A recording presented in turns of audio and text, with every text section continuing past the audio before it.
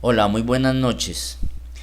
El día de hoy, 18 de mayo del año 2020, voy a empezar a grabar una serie de videos instructivos para las personas que están adquiriendo la herramienta de declaración de renta de año grabable 2019 para personas naturales. Vamos a ingresar entonces a la herramienta, voy a ingresar a la herramienta como borrador para explicar cuáles son los primeros pasos que yo debo dar. Al abrir la herramienta me pide un usuario y una contraseña, la cual es la que le entrego a los clientes cuando adquieren la herramienta. Damos a ingresar, encontramos la página principal, la hoja principal donde encuentro todos los botones de lanzamiento a los anexos. Una vez tú seleccionas el botón, es donde tú quieres llegar. Presentación, bueno. La primera hoja, cuando yo voy a empezar a hacer mi primera declaración de renta, la primera lámina donde yo debo ingresar datos es en la lámina de datos básicos. Ingreso en la lámina de datos básicos y aquí debo empezar a llenar toda esta información. No se me puede pasar ningún dato porque todos son importantes. Todos son importantes. Aquí en esta lámina de instrucciones o en esta columna de instrucciones encuentra algunas instrucciones que son importantes. Por ahora empecemos, para no alargar más el video. Yo voy a ingresar un apellido, voy a ingresar, empecemos con mayúscula, voy a ingresar un apellido con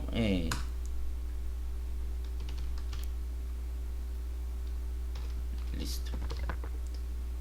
Realmente estos datos no son tan relevantes a la hora de de liquidar mi declaración de renta. ¿Por qué? Porque lo que voy a generar con esta herramienta es un borrador del formulario. Es decir, esto que va a quedar aquí en este formulario no es el formulario que yo voy a presentarle a la DIAN.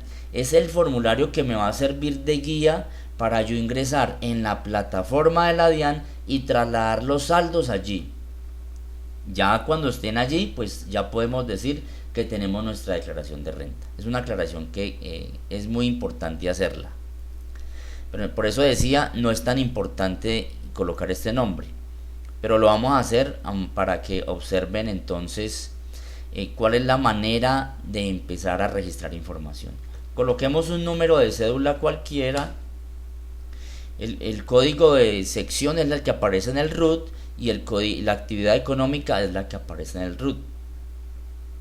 Y esta sección es bien importante y debemos ingresar.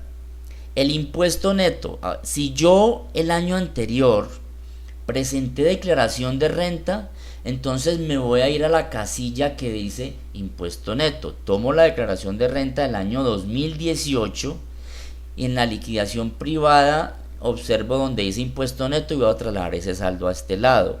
Vamos a suponer un saldo, eso es mucho. Vamos a suponer que el impuesto neto de renta el año anterior fue este valor. Quitémosle. El anticipo net de renta del año grabable anterior también vamos a ingresarlo. Esta información la encontramos en la declaración de renta del año anterior, en este caso del año 2018. Si usted no liquidó anticipo net de renta el año anterior porque no le dio para liquidarlo, pues lo dejamos así. Igualmente, si trae saldos a favor sin solicitud de devolución, también los vamos a ingresar en esta casilla.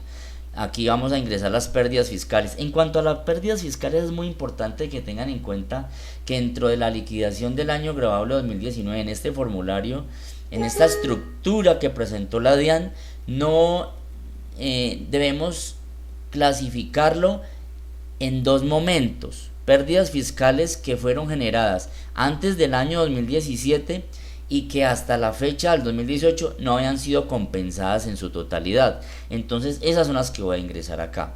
Las pérdidas fiscales en rentas de capital y pérdidas fiscales en rentas no laborales, escúchenme muy bien, son muy diferentes. Observemos, por ejemplo, la estructura del formulario. Aquí en la estructura del formulario observamos que tenemos una sección de rentas de capital y una sección de rentas no laborales. En la sección de rentas de capital observamos la casilla 47 para compensación por pérdidas y en la casilla 59 también para compensación por pérdidas, pero por pérdidas en rentas no laborales. Pérdidas en rentas no laborales. Allí es donde vamos a ingresar entonces. Si yo obtuve pérdidas en la declaración de renta, en la cédula de rentas de capital del año grabable 2018, porque para el año grabable 2018 sí hablábamos de cédulas, de que las rentas de capital eran una cédula. En este año no se llaman cédula. Todo está consolidado en una cédula general, que es lo que vamos a explicar en los siguientes instructivos. Entonces, repito, pérdidas fiscales que se generaron con anterioridad al año 2017, que como tenía una estructura diferente, solamente era un saldo. No vamos a hablar de varios saldos, sino un saldo. Si no, fue compensado. Si no tenía pérdidas, pues lo vamos a dejar en blanco. Las pérdidas que se pudieron haber generado entre el año 2017 y el año 2018 por rentas de capital. Ahora acá, las pérdidas fiscales que se pudieron haber generado por el año 2017 y por el año 2018 para las rentas no laborales, En cuanto a los excesos de renta presuntiva, pues los que traemos, eso sí no tiene ninguna distinción. El impuesto de renta pagado que se pagó durante el año 2019 y, muy importante, estas dos casillas: número de declaraciones de renta presentadas y meses laborados durante el año. Resulta que aquí tenemos un comentario, dice: ingrese la cantidad de declaraciones de renta que ha presentado, incluyendo esta. ¿Por qué? Porque el artículo 807, cuando tú vas a liquidar el anticipo de renta para el año siguiente, el cual es obligatorio, si tú dejas de hacer esa liquidación, te van a rechazar la declaración y te vas a tener que hacer una corrección, una declaración de corrección, y muy seguramente vas a tener que liquidar sanción por corrección. Entonces aquí vamos a liquidar. Si es mi primera declaración de renta, voy a ingresar 1. Y con ello se va a liquidar un anticipo al 25%. Eso lo vamos a explicar más adelante. Si es mi segundo año, incluyendo vamos a colocar 2.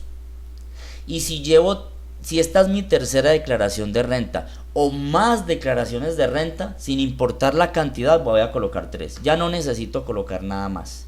Solamente si llevo 3 o más, voy a colocar 3. Esto es muy importante a la hora de hacer la liquidación del anticipo de renta. Y los meses laborados en el año gravable. Es supremamente importante es utilizable para la renta de trabajo. Cuando observen la renta de trabajo, se van a dar cuenta que todos los conceptos que se manejan, en su mayoría van a necesitar tener en cuenta los meses que se elaboraron durante el año. Aquí en diversos tenemos dependientes económicos.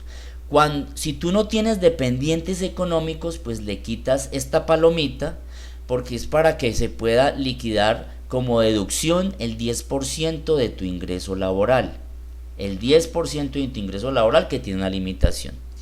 Si tú tienes dependientes económicos, como explicaremos en los siguientes videos, incluso en el curso virtual que se va a dictar a partir del 8 de junio. Ya hay muchas personas que se están matriculando al curso y ya se les está registrando en la plataforma donde se va a dictar el curso. Entonces, esa información es vital.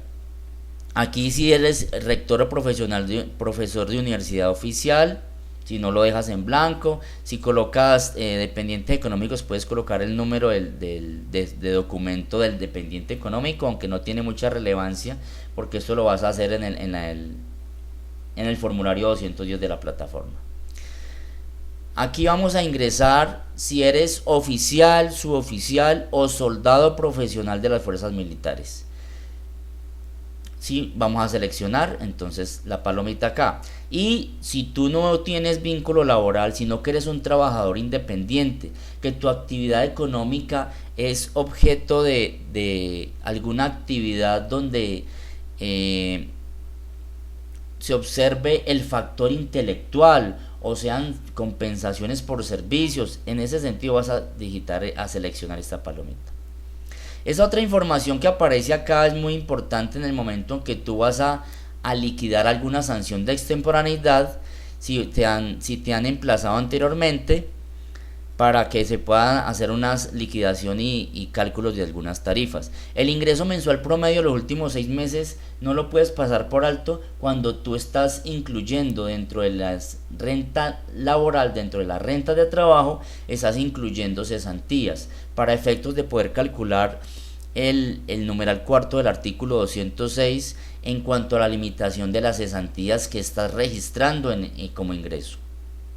Y este salario básico mensual es muy importante para aplicar la limitación del parágrafo primero artículo 206. Simplemente lo que tienes que hacer es ingresar esta información. Las retenciones en la fuente que te practicaron durante el año, por el concepto que haya sido, pero que hayan sido retenciones, primero que se las hayan practicado durante el año grabable 2019 y no en años anteriores, y que esté soportada, que esté documentada, que te hayan certificado esa retención en la fuente. Con esto yo creo que para no alargar más el video, perdón que me salí de acá, entonces voy a cortar este video como instructivo número 1,